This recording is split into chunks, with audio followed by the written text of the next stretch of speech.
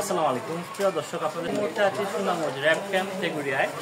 এখানে একটি ভুয়া চক্রকে গ্রেপ্তার করা হয়েছে।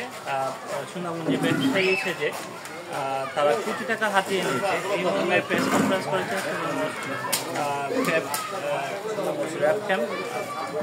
তো আমি মূল বিষয়টি আপনাদেরকে একটু বলে রাখি। র্যাব কিন্তু বাংলাদেশের একটি অন্যতম একটি সংস্থা, যেটি প্রথম থেকে শুরু থেকেই অন্যায় এবং সন্ত্রাস, হত্যা, জঙ্গি দমনে কিন্তু অগ্রণী ভূমিকা পালন করছে। এবং আজকে ওনারা যে প্রেস ব্রিফিং করেছেন যে 6 জন সদস্য যারা ভুয়া ব্যক্তি হিসেবে সুনামগঞ্জের জনমানুষের কাছ থেকে প্রায় কোটি টাকা হাতিয়ে নিয়েছেন। একটু বলে রাখি, আমরা প্রেস ব্রিফিংয়ে যে বিষয়টি আমরা জানতে পেরেছি, বিগত 5 থেকে 6 মাস পূর্বে একটি সংঘবদ্ধ চক্র প্রতারণার উদ্দেশ্যে সপরিবারে সুনামগঞ্জে বাসাবাড়ায় বসবাস করে এবং সুনামগঞ্জে পেঁয়াজ, রসুন, আলু ব্যবসায়ীদের টার্গেট করে একটি প্রতারণার ফাঁদ তৈরি করে। সংঘবদ্ধ প্রতারক চক্র সুনামগঞ্জে রাধানগর সাকিন মেসাস আবদুল্লাহ বাণিজ্যালয় নামে প্রতিষ্ঠান চালু করে এই প্রতারণাটি করে এবং এই বিষয়ে 6 জনকে গ্রেপ্তার করা হয়েছে।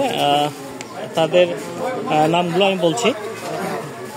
সুনামগঞ্জ সদর থানায় মামলা 17/270 17/9/2025, 406/420 প্যানেল কোড 1860 এজাহার নামে আসামি হচ্ছে রফিকুল ইসলাম সোহেল, আবুল কাসেম, পিতা আবুল কাসেম, বড়বাড়ি থানা কিশোরগঞ্জ। 2 নম্বর হচ্ছে শাহানা পারভিন, পিতা আব্বাস উদ্দিন, নিকলি। তারপরে হচ্ছে মশিউর রহমান, পিতা হাকিম, থানা কিশোরগঞ্জ। তারপর হচ্ছে শফিউর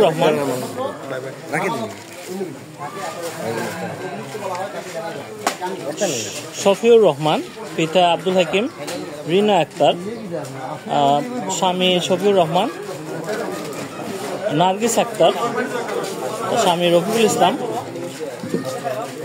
কিশোরগঞ্জ সদর, কিশোরগঞ্জ। তাদের 6 জনকে থানায়, সুনামগঞ্জ সদর থানায় বর্তমানে আছে।